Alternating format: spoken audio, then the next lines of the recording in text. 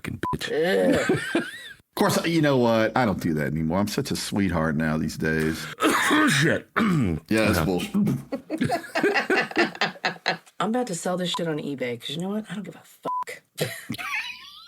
No fucks given. Just gonna step away real quick to grab me another cup of coffee because while we're waiting on fucking Don to get his shit together, I drank the fucking coffee I out of had to fill up my water bottle. Hey Don, check out this shirt. Go fuck yourself. I love that. I'm Jake Jacobs, and you're listening to What the Fuck.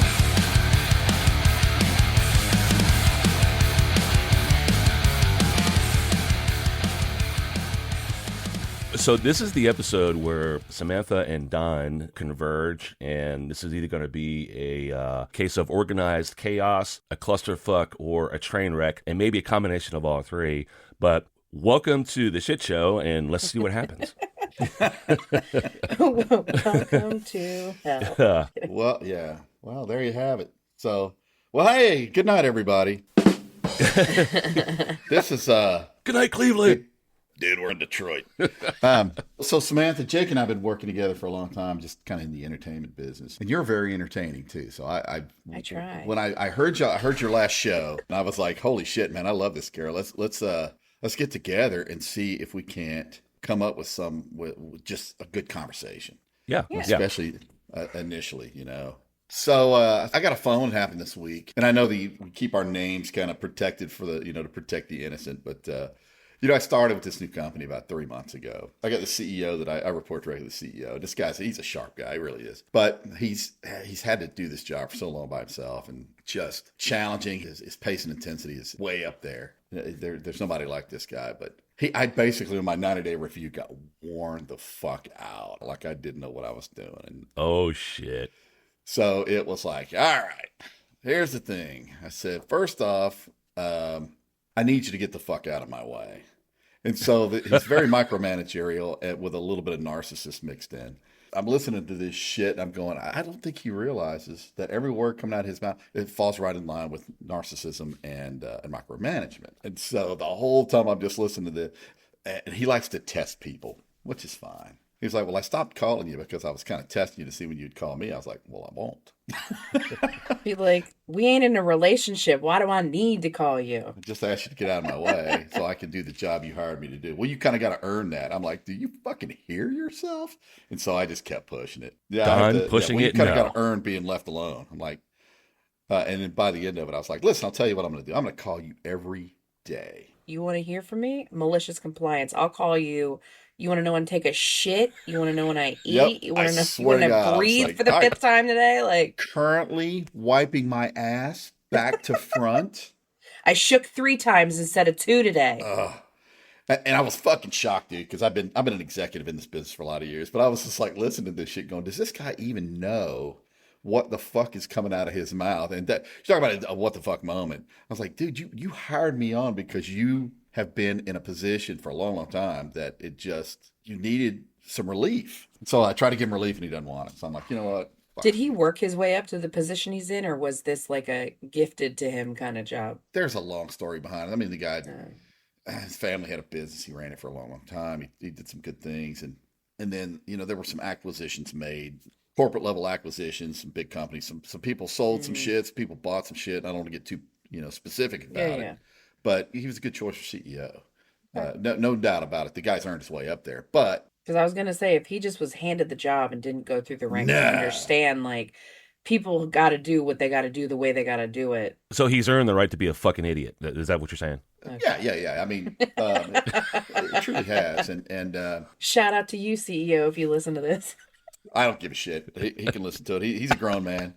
He knows it ain't personal. We'll get through it. It's been 90 days, but I'm pretty sure he expected me to have the world turned around, this big ass ship turned around by then, and it ain't even close. And anyway, wow, that was a what the fuck moment. It's hard to repair a ship when it's actively sinking, bro. Yeah. And right now it's actively sinking, and I've got some really great ideas to not sink it, but he doesn't really want help, so he keeps punching holes in it. So Jake and I met in 2010 doing some music shit. And at some point, I think it was 2014, I left. Pew! They shot my ass up to Chicago. I went up there and played some music and left there. I got fired because I wasn't one of in the good old boy club, which you couldn't have slapped a smile off my face that day. It was the best. And my wife and I moved to Arizona, and then at some point we moved back to Nashville. So we made the full circle, and now we're back in Florida where we started to begin with. Well, I wouldn't recommend moving to Florida anyways, because I like cold weather. I don't like warm weather. I don't like waking up and getting up and my ass crack swampy every day. I live in Jacksonville, North Carolina. That is not good. Vegas, North. I know. I'm literally like less than 5 miles off the entrance to Camp Lejeune. It's a marine town. I can tell you that. Oh yeah. Is it? Yeah. That's the best. Yeah. There's a lot and so no chance of a husband coming out of that. No. So my daughter, again, she's 14. The last time I dated was probably when she was like 2, honestly. And it's not like been a forced celibacy by any means. It's been more of as a single parent with only my close friends and family as a support system. And she's just as friggin' ADHD autism as me. And she's also got ODD, so oppositional defiance disorder. So at a very young age growing up has been a lot for me to handle and a lot for me to deal with. So it's like my priority is not having like a partner per se right now. It's making sure that she's makes it out of teenhood into adulthood alive. Yeah. Whether right. by my hand or somebody else's. Yeah. So it's just been like it's been on my back burner to need to have a partner, but I'm like, and I know I'm sitting there, I'm like, yeah, as a single parent, it's difficult, but at the same time, it's like having to learn someone new, which, as we know from last week's episode, trying to learn someone new is a fucking nightmare. And I'm like, I don't have the bandwidth to learn a new person. It hurts to fart. That's the one that got me. I know, right? That cracked me. I listened to your episode on that, Samantha, and the hurts to fart guy, I cannot fucking fathom.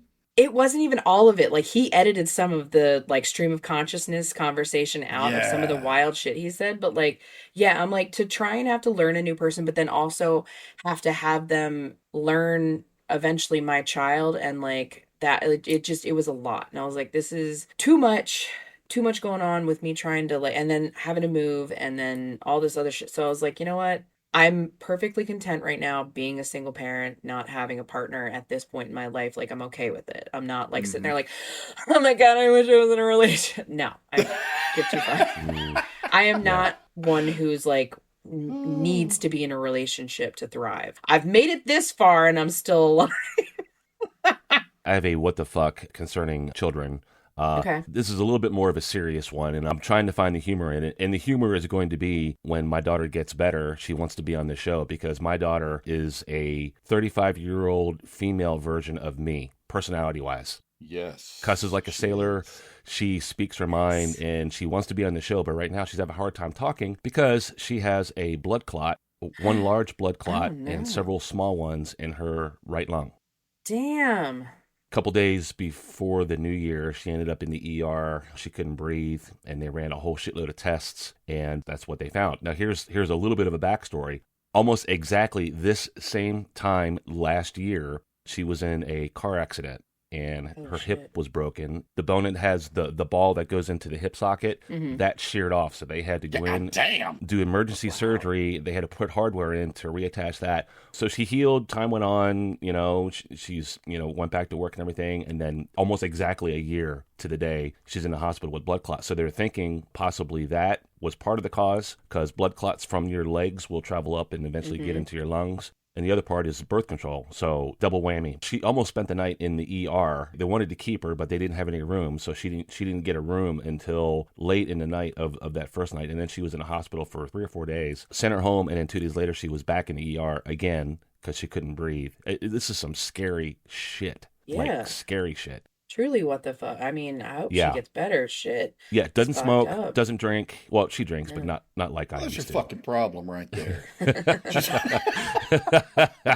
She's a good girl. Yeah. Like almost a year to the day. It was like, That's really? crazy. But when she gets her voice back, she's going to be on the show. And you will see what I mean when I say she is the female embodiment of Jake. Yeah. Yeah.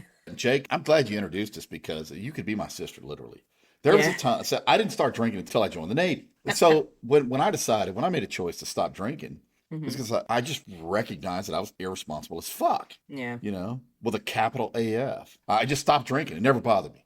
Same thing when I would smoke, man. I was like, hey, was like, what the fuck am I doing this for? So I stopped that. Right. I got there. I'm like, I probably taste like an ashtray to anybody that kisses me. Like, ugh. Yeah, I don't have an addictive personality. What I do have is an ADHD personality, and it's Hmm. bad sometimes. Oh, So I hyperfixate real easy on I shit. get really bent out of shape when, to your expertise, if I forget my password or if I just put the password in, because I have about a half a dozen passwords I use, right? Hmm. I keep it Same. mixed up. Probably not enough, but it's like, okay, I Yeah. use this password, and they're a variation of each other. After 3 times, I lose my mind. And it doesn't matter what it is. You're like, motherfucker. There was a time though when I lived in Nashville the first time. My wife and I lived in this really nice condo. It went Hmm. downstairs to the garage, so we had All this right. straight stairway. When you came up the stairway, the first thing you saw was my desk, and I worked from home. This was back when Mac was plastic. Remember the MacBook Pros were plastic, My right brother before still they has his, got wildly the enough. aluminum Yeah. cases on them. So this is where it started. And I remember just I'd get pissed off at something, and I don't like to stay pissed off. Hurts my heart. I'm generally a happy guy. I'm a nice person, Hmm. generally speaking. I can make you feel like $1,000,000. But with the theory of equal and opposite reaction, I can also make you feel like a total turd piece of Yeah. shit. And I don't like that part of me. But there was a time when I'd be on my computer working, whatever, and something wouldn't work, and I couldn't figure it out. And my ADHD would kick in so badly that I didn't want to ask for help. Hmm. Samantha, how it is. Oh, yeah. And I would whip that motherfucker down range. Oh, so I had a metal door down at the garage downstairs, and I Hmm. would bounce that Mac off that metal door down there.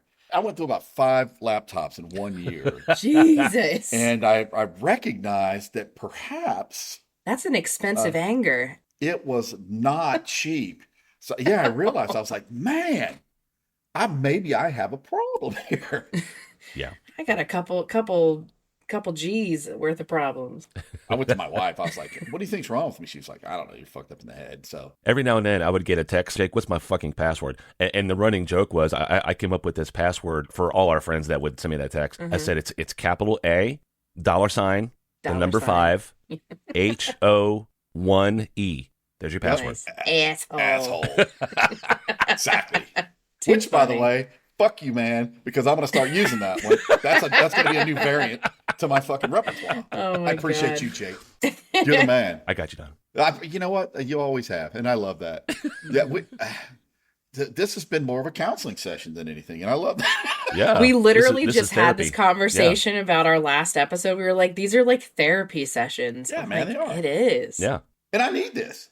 Not for nothing, but my wife, who is a doll, by the way, Jake knows her. Hmm. Oh, yeah. Yeah. She's a librarian. She's a teacher. She's a servant leader. That's She's awesome. all those things that you ever want out of a good human being, right? Yeah. But she also likes Padron cigars. She rides a Harley Road Glide Special. She's one of these kind of people that you just never saw coming. Dang. So she does her very best to keep me AJ squared away, and I can get very sporty. Jake's probably seen it a couple of times. I get very, very sporty when it comes to certain things, Yeah. and turn into a real special dickhead. And then after I get done with it, it's off my chest, right? The pressure's Right. gone. Except I feel like a douche now. Yeah. To add what Don was saying about Melissa, when Don and I did our episode, a lot was edited out. When you feed Melissa Jack honey, special things happen. Oh Lord. I don't know that I've ever done dark liquor before, and I'm scared because I'm going to tell you. I'll tell you the story in short, and you can leave this in the show, Jake. So Jake and I were playing a show one night with a musician friend of ours, and I don't know, we had like 6 fucking guitars on stage. It was just one of those, and Jake and I we were having a blast. I don't know if Jake was playing fucking drums or if he was playing a bass and the guitar at the same time. Fucking no. So, and this was right by his house. This was up on the hill and not too far from us. And we lived in Gallatin, Tennessee at the time. And they had a tray of brown liquor out there. I think it was Jack Honey. We're pretty sure it was. It wouldn't have mattered. And she got fucking hammered. And she got hammered to the point where like words didn't mean shit to her. And anyway, Jake and I chased her up and down that goddamn mountain a couple of times. She was fucking driving all over the road. I no. said, "Go back to the bar and pull over." So she made it back to the bar barely, and Oh my God. and so I chewed her ass out, right, like I was her daddy, all the way back to Gallatin, probably a Right. 30-minute drive. I wore her the fuck out. I mean, just bad. There was a point when she says, I need help pulling my boots off. She says, Lord. I need some help. She was fucking hammered. I pulled the boot off and handed it to her. And when I handed it to her, she grabbed it and fucking hit me in the face with the heel. She had had enough. She had had enough of her wonderful husband trying to make a point. And she fucking cold cocked the shit out of me. And it was, and here's the thing now. You know, such little moments in life. And I was bleeding like a hog. We woke up the next morning looking at each other like, The fuck happened last night? what happened though, Jake? And I never told you this. That was the day I realized that maybe I really love this woman. You know, sometimes you have those epiphanies. You're like, she just whooped my ass, and I loved it. No, not that she hit me in the face. I did to an extent kind of dig that, but because it showed that she wouldn't. I didn't have a yes person. You understand what I mean by that? Right. Yeah. Right. But it scared me so fucking bad. And Jake saw some emotion come out of me that night that was like, that's pretty fucking rare. But yeah, she hit me in the goddamn face with that boot. And I mean, like a pro. Truly knocked sense into you and knocked the dog shit out of me. Oh, it was the best. So to backtrack just a little bit, Don was right. I lived like a quarter of a mile from this bar. Like I lived that close, right? So I actually went home. I was actually home. I had just walked in the fucking door. Don's blown up my phone. Jake, I need you back up the bar. I'm like, what? Are we doing a fucking encore? What? He said, Right. no. He said, Melissa is in her fucking truck driving down the fucking mountain. I'm like, I'll be right there. And literally, I was there like in 2 minutes. So we're that was crazy. Yeah, But now at the end of the day, we made it. Everybody made. In fact, no one even got hurt. So no one went to jail. And the only person that I got popped in the face, and I fucking earned it. I deserved it. So Let's talk about pit diapers. the pit diaper, the fucking pit pit diaper. diaper. How could I have forgotten the pit diaper? If you find one, buy it. I'll pay you back. So Don, on that episode, when I said to Samantha, I said, how scary is it that I know 2 people that would buy that and use it? I will fucking definitely do that. And listen, my moshing, God. Samantha, my mosh pit days were not metal.